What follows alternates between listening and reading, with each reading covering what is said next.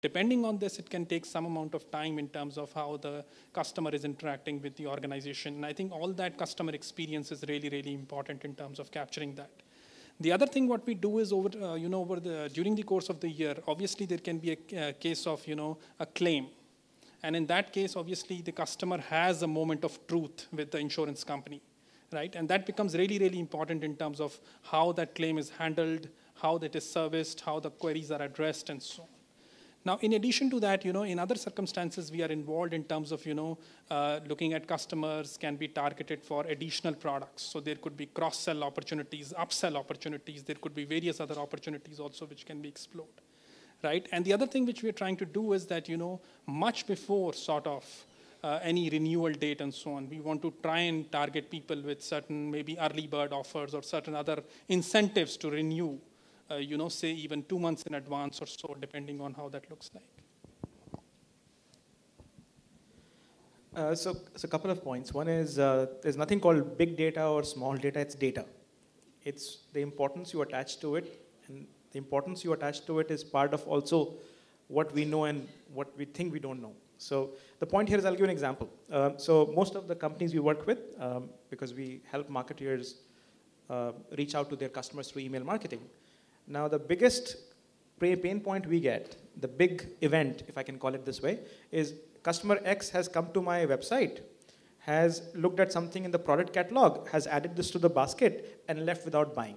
So all marketers will come to us saying, can you do this cart abandonment program and do campaigns? Versus, when you sign up for the first time from that brand, you went to an e-portal, you gave your email address, what do you typically get? An automated robotic alert that we have signed you up for, email newsletter. What we have found, if you deploy a welcome program there, small event, that results in better throughput, better responses from the same consumer. But marketers are looking for one big thing that can change the tipping point. And that's what I think leads to looking for the big impact thing versus the smaller things, in my view, which add smaller events, which can add a larger impact. Okay. Thanks. So another question here is, in today's world, what really qualifies? How do you call somebody a customer? You can't really call somebody a customer just because he came once on your site. How many real transactions that they have to make before you can call them a customer? Unlike the traditional systems where he enrolls for a bank account or an insurance policy, he's immediately a customer. I just wanted to give you another example which I just shared with the team. So I go on booking.com and we stay in some place, and immediately you're bombarded the next day with more offers about the same place when I'm not going to be visiting there for the next 2 weeks. How would I get a limited period offer for the same place within 2 days of my booking at that place? So it's just an immediate reaction. So that's a bad example of reacting to an event, number one. Second is, how could they make me a customer? Would it be, they need to track me over 4 events or 5 events or 6 events? And I think that's a point that we need to ponder about. What is the definition of a customer? So transactions and events have to be converted to customers, and that takes quite some doing. Some examples, does anybody before I ask them, want to share an example of how they've had a really good experience in terms of customer engagement from any organization that they've dealt with? Does anybody want to share? A bad experience would also do. You'll never had a bad experience. Yeah.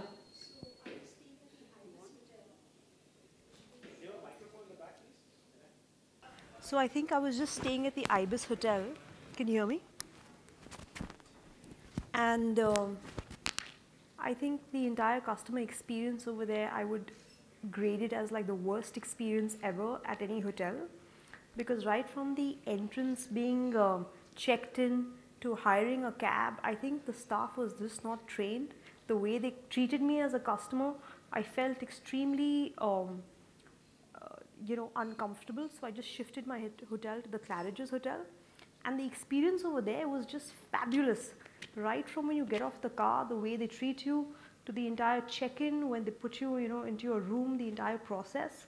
All the staff over there is extremely, smiling all the time, whether they're serving you or not. But just when they interact with you, the whole interaction is just beautiful. The checkout process, the food, fantastic. Also the ambience where you're staying, the cleanliness, the decor. So every touch point of the customer experience was just wonderful. So you don't mind paying that little extra price for that beautiful experience. And it was superbly pleasant. Great, thank you. How do you get these small insights about making that experience better? Or by understanding how you can change something that is going bad? How can we get those insights? Great. So if some of you were there in the previous panel discussion, one of the discussion point was there are obviously apps which are where you sign in and you are able to get more data for the customer. But we are also talking about situations where you may not sign in, you may not have as much data for a customer, and that's what Uma is referring to, the fact that how do you define a customer when you don't have enough data on the customer? Or in your case, for example, you said that maybe, I don't know whether you will ever go back to the hotel. Never. Can they? Okay, yeah. So can they still retain you by maybe apologizing or whatever? I don't think there's anything called never, but so we are kind of just debating that. So there are a couple of points there. One is the fact that if you don't have enough data over a period of time, it is very difficult to retain a customer. But the fact of life today, especially in the online world, is you will have a lot more customers in that segment than in segments where you actually have more data with the customer. As in, you may have an app which you just use, maybe download, and the churn rate of those apps are so high that you like the app, you use it, and after that you may even forget. Now, how do you make sure that you treat you still are able to reach out to the customers? Just to give an example, there is a ISV we work with in Pune. I'm not sure if you guys have heard of a company called HelpShift. So they make in app CRM solution. So basically, your CRM itself, your help desk or your ticketing sits within the app. Now there are very, very innovative solutions which are coming up, which can help you retain customers. Also, retain customers in the segments where the customer retention is a big issue. We don't know whether you have enough data on the customer. So there are areas which are coming up, but I fully agree that the definition of the customer itself is changing so fast because we don't know. You were talking about we don't know what we don't know. So a lot of time the customer data itself is something which you don't know. My initial thoughts on this. Taking from there, there's always a lot of data available, and the customer, my thought is that the customer is always talking to you, and in some cases we also capture this data, we capture these thoughts. It maybe does not reach the marketer at times. Like when the lady would have walked out of IBIS, I'm sure there was volumes of data she left in that sense, because they could have made out that she's not happy. Did they capture it? Maybe not, which is why maybe did not act on it. Where does this stem from? I think is because somewhere marketers and IT teams are disconnected when it comes to capturing and storing data. The IT guy is going to come and give you lots of data. If you're not with the with your IT team when they're capturing data and trying to tell them what is it that you want to hear and what is it that you do not want to hear, it will just be tons of information thrown at you, and then you would lose the important bits of it. So I think it's important that marketers work closely with the IT teams so that they're able to get those insights. Otherwise, it's just going to be data always. And I think, like Puneet rightly said, there is no big data, there's no small data. I think it's about the relevant and right data that you have to keep an eye for. Right. So I think I agree with the panelists, right? So what I'd like to add is I think, in the last 5 years, the amount of data that has been generated, right? Whether it is social media platforms, whether it's looking at, your handheld mobile devices, even the photographs that are being taken, all this data. This entire data is huge, right? And the rate at which we are sort of capturing data is enormous. The question for marketing today is, can this data really be used, to generate insights, right? So I think that is the real question which has to be sort of addressed. So I think I can give you some example of what we are already trying to drive at MetLife is, we are trying to use some of these social media sites like Facebook, Twitter, and we're trying to sort of collate some of the insights and other things that are coming from these sites more related to the themes, right? So for example, today we get insights related to what are the general themes that people are talking about MetLife brand on the website. What are people generally talking about MetLife customer service on some of these social media platforms, right? And increasingly, we want to use these insights to integrate it with a lot of our marketing efforts, or even if we need to improve some of our products and services and to see how things can be made better. So, so there are a few observations. One is that, as you rightly said, the marketing team and the data scientists, they're not joined together, in my experience. When I talk to CMOs in India, when we go to marketing teams, one of the questions I ask them is, who's your data scientist? And there's a guy who understands analytics, and he'll be not part of the team. So that's number one. Number two, I think in some ways, as consumers, you are driving that change. So for example, the lady who had a not so great experience with Ibis Hotels, I can tell you if you went to TripAdvisor and drop the feedback, within 24 hours you'll get a response from the GM of the hotel. Let me assure you that. So I think now we are waking up as consumer brands that there is a lot more happening for which we need to be capturing data, make it insightful and actionable in real time. But I still feel there's a big gap between the way we look at collecting data, analyzing data, and making it relevant and available to the frontline folks in our businesses. I think still there's a gap there where it can work. In your case, ma'am, the worst, I think the toughest part would have been whenever this thing happens where a customer is unhappy, the normal reaction of companies, especially the brands in India, is to say, who's to be blamed? First, they don't accept it. But if you make an incentive for your employees, champions, business folks, to report that back, if there was an incentive for the frontline guy who actually checked you out, to make sure that he captures this and not tries to hide it and report back, it'll be a different experience. So I think data collection is one part, but how do you use the data? That's where I believe fundamentally we have a challenge. And I think Gautam has a question in the back, so. I just have a comment on, sure. on her experience. And first, of a good data collection, I asked for something at an ITC hotel, and I was having a bath when the guy brought it. And of course, I yelled at him and said, go away, I'm having a bath. Fine, he came back after half an hour, gave me the stuff. But when I was checking out, the checkout guide said, sir, we want to apologize that you were disturbed. That's collecting data and using it. I'll just add to that. And another example, I was in Colombo at a hotel, Taj Colombo, and Wi-Fi was really bad.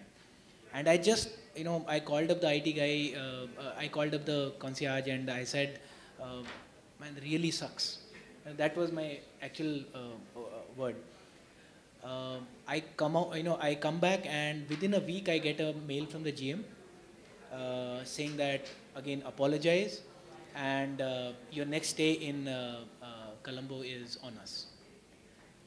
So just to add to that, data collection doesn't have to be necessarily, the job of the IT or, even the bell desk, or so when she was walking out, even one person in that entire chain could have notified that, there is a challenge or there is a problem. I'm sure they would have been able to pull her back. Or if not anything else, at least she wouldn't have had that strong opinion saying that never. So, just to kind of come back on this, Oma, that is a single transaction customer a customer? Absolutely. Everything depends on that experience Gautam talked about, or the memory of the experience. Now, if I have that good experience, I would continue, and then it is also the job of the brand to make sure that experience continues. So, absolutely. Right. Yeah, there's one more. Yeah. A little point to make, considering the chain of conversation. Now, in most of the conversation so far, data is collected and what we are thinking of is postmortem. What is, and considering this experience or any such similar service-related experience, there is a lot that can be done at that moment to fix it.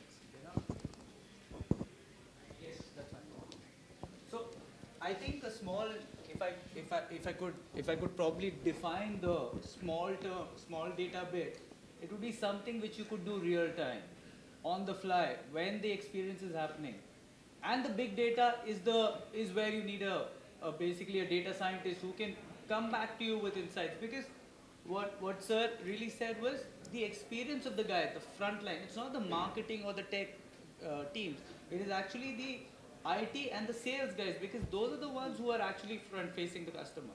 As marketers, we go back and we try and have bigger insights, but there are a lot of small time actionables that small data can help you, which if pumped back to the sales force can transform a lot. And I think that is how I understand small data as, because banking does that beautifully. They keep storing all the past experiences, the transactions, but when someone's talking to you in front of you, they have these processes where you can say, your last transaction was this, and or if you call Just Dial, they'll give you an instant service, and then they'll tell you, last time you were looking for this. That's what probably a small data could be. You know? Yeah, so it's about making sure the mechanisms are in place so that you can use small data to churn it out and bring it to life much faster than. Also, the systems don't talk to each other. Yeah. For Navratra. So when I went back to Bangalore, I and my wife decided, we came to Mumbai, booked up the Taj Mahal Palace Hotel, and 15 days earlier you need to give your credit card and everything. Went to Siddhivinayak, went to Mahalakshmi, landed up at the hotel at 2:50. We said we want to have lunch. They said 5 minutes late. We said fair, big hotel, 5 minutes late, you are late. Sir, please take a seat, we will check in. It took half an hour, 30 minutes, and I'm not exaggerating. They checked us in. The room was just next to the lift. We said there would be a lot of disturbance. We wanted a higher floor, you have given a lower floor. Because we went there to take selfies with the Gateway of India at the background, I mean, to be very honest. Not an official trip, paying from the pocket, so every rupee was pinching when all these things were happening. We landed up, then they gave us a room on the higher floor. We landed up, opened up the menu because we had to have something. The food part was missing. This is the Taj Mahal Palace Hotel. Tried calling in, nobody picked up. Then somehow we managed. Tried my dongle, it wasn't working, 17th floor. Asked for a Wi-Fi, they said we will charge 2,000 rupees. Dinner, we went to that cafe, Leopold Cafe, had dinner there, came back, wrote a mail. They said they would charge 25K or something, they would swipe my card. They charged 35K. Nothing happened. The accountant doesn't talk to the front office doesn't talk to the foods and kitchen, the kitchen doesn't talk to the reservations. Absolutely bad, absolutely bad. Then I put it on the Facebook. Taj will say, we are wonderfully customer-centric, and then nobody would believe. I mean, I also went. What's going wrong? They're relying too much on data and not on human interface. Absolutely. I think you've hit the nail on the head. So essentially you can do all the online bookings, you can do everything digital, but there is a bit of empowering the front end with information for experience. Those are the small things that make a big difference. And time again, I think this is what all of us have experienced. So how do you really go about, these kind of insights? Is there a strategy for, that's my last question. Is there a strategy for going about collecting these insights and making sure you have it all in one place? Can you also use location? Is there a community factor? If you have somebody from one bad experience, would they go and tweet to everybody else about it? Can you draw some inferences based on where people are complaining from, how people are complaining? Can you track that? And can you empower the front end? That makes the customer feel like one in a million rather than, one among million customers. This is the last question. So I'll give an example which is public referenceable, and it's a good example as in what happened well. And this is if my memory is correct, there's a New York reporter.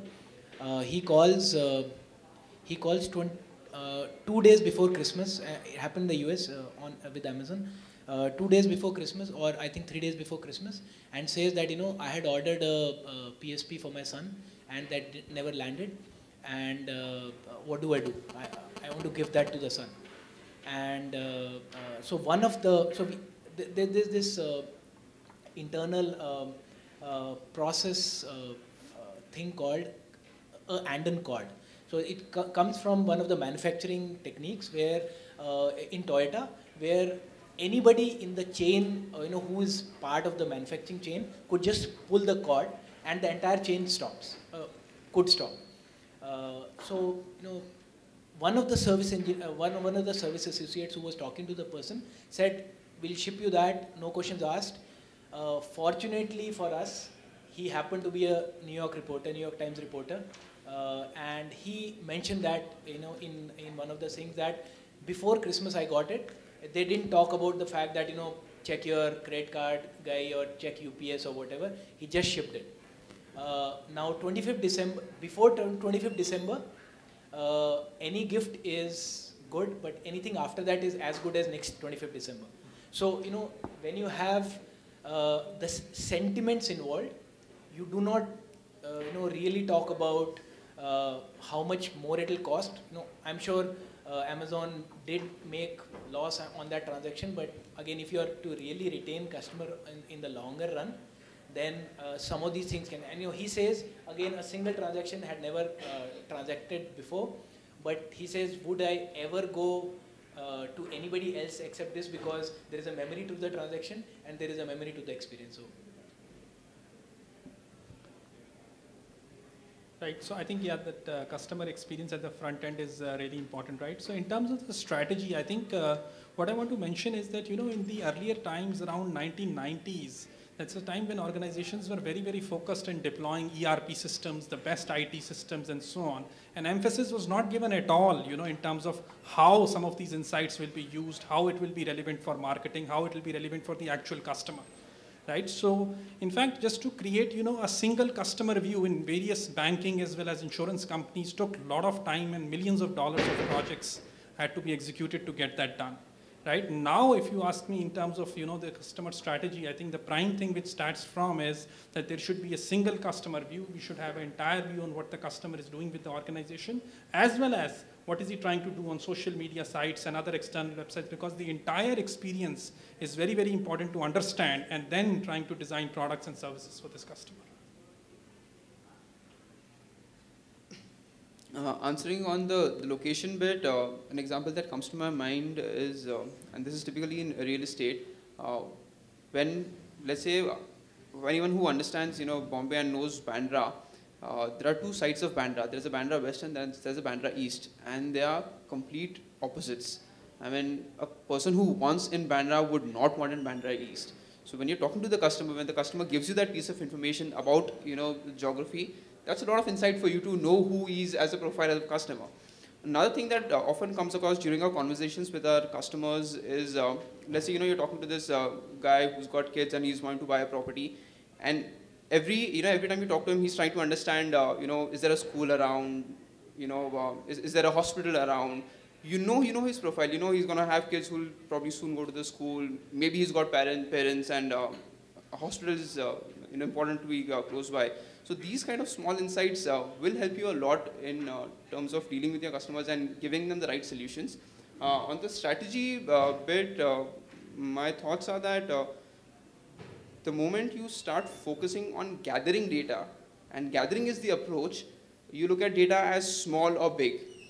I would request, please focus on finding answers, finding solutions, and keep your ears open, because that will certainly open up a whole new way of looking at data. And another thing I would like to add to this is, there's another example that I'm forgetting over here. There's a classic example that I'll probably add it if I remember. So here are my observations. I think as marketeers, we love buzzwords, big data, small data, all that stuff. What we have, we don't use it very well. So I think the fundamental challenge is that we're still stuck. The consumers have moved ahead.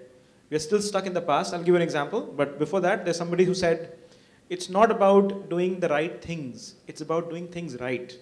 So we have enough data, enough footprints shared by the customers, by the clients, spoken, unspoken. We don't use that, but now we want to go to the next wave. I'll give you an example. Now a customer, like you are online, you're on Facebook, you're on Twitter, you're on LinkedIn, you're on other platforms, you're on Instagram. You're leaving traces of your experiences, what you're doing.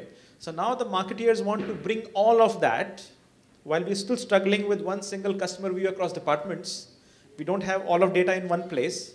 Now the big thing is to get public data about the same consumer and say, did this person like Shah Rukh Khan's film on Facebook? So now I will retarget differently. We haven't figured out the first thing in place. And I'll give you a very minute example which will hit the point home. Go to olx.com or sign up for something to buy or sell. It doesn't matter if you're selling a car or buying a car. You keep your email ID there, irrespective of whether you have been able to complete the transaction in last 4 weeks or 3 weeks. They will never come to you and ask you, have you finished your transaction? Should we still keep on sending you alerts? I mean, you have signed up to rent a room or give out a room for rent or sell a car or buy a car. There would be a shelf life for the transaction, maybe 1 week, maybe 3 months, maybe 2 months. What does it take for a marketer like me to come back and tell you, hey, have you done your transaction? Would you still like me to send you updates? No. It's a given that the consumer is Bevkoof, and once you've got his email ID or phone number, chipkao. I mean, so all of this is where there's a big disconnect when I look at my marketing community, and I am a not very well respected person for obvious reasons. I think there's a disconnect between what consumers are expecting us to do and location-based information. Same thing again. You're not even serving the basic things right. Imagine poor lady, her mobile phone is tracked by Ibis Hotel. They don't care about what her experience last time was. She passes by an Ibis Hotel and they'll pop a question to her or offer to her. Please come in, we'll give you 10% off on the restaurant. I mean, I think we are getting too bewildered by the newer things we want to do on a resume than fixing the basics right first. Yeah, just to maybe add to this, so is there a strategy? I think all the strategies will fail if the first thing is not done right, which is, do we understand the customer? Every strategy has to be customer backwards. The moment we know that, I think whether it is big data, small data, quarter data, whatever, will fall in place. But I think, yeah, the issue is whether we have the customer inside or we are thinking. Quick example, there is an app which somebody told me that we should, if you want to reduce weight, pick up this app, and then the person comes back and says, I'm not reducing weight. I have put all the data. As per the app, it should have been. I should have been like whatever weight, but I'm still 10 kgs off. So this is the whole thing. So the tools have become more predominant. So social media campaigns and stuff, but we are forgetting that ultimately there is a customer, in front or behind all this. Have we catered to that? I think that's the whole piece, that the strategy has to revolve around the customer, not the other way that I will create a campaign and then target a customer. I think that's what the whole discussion is about. What he said, let's not start with the data gathering strategy. You should start with what answers you want, keep the customer at the center, fix what you have. A lot of clients we meet, they go first for the CRM warehouse. They want a big data, they want social listening tools and so on. But at the end of it, they also want the sales to increase. So unless they have this in place, it's really going to be difficult.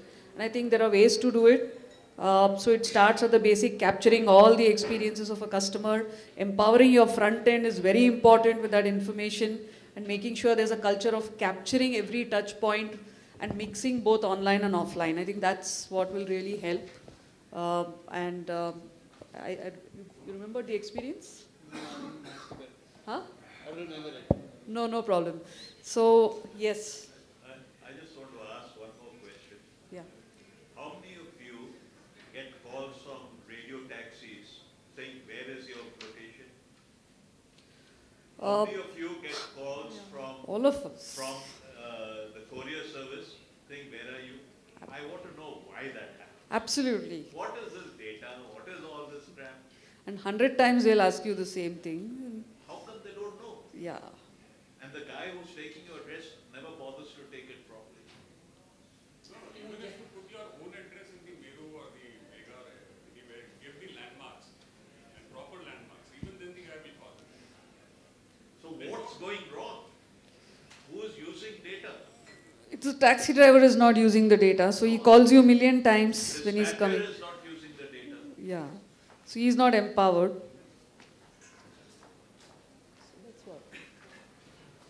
Absolutely agree. But then I think what he had a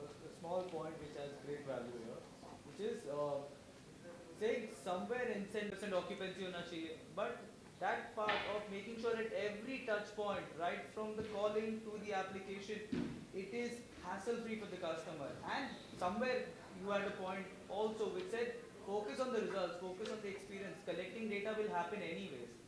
We have the numbers, we have we have cookies, we know which sites are there. We have all this data, and if someone decides to sit here and put it all together, it is just a matter of mining so many and putting all these things coming together. The question really is, which part will you incentivize? How? Because there is no cost to it. Just like your email ID, there is no cost to your email ID. So people are using it and abusing it. So the moment you put a price to it, it changes. So I'll respond to it. I'll take the feedback on the cab guy calling you for directions. I'll put this to Ratin Lahiri, who's a dear friend, and he's the CMO for Meru Cabs and also a customer. So I'll do that.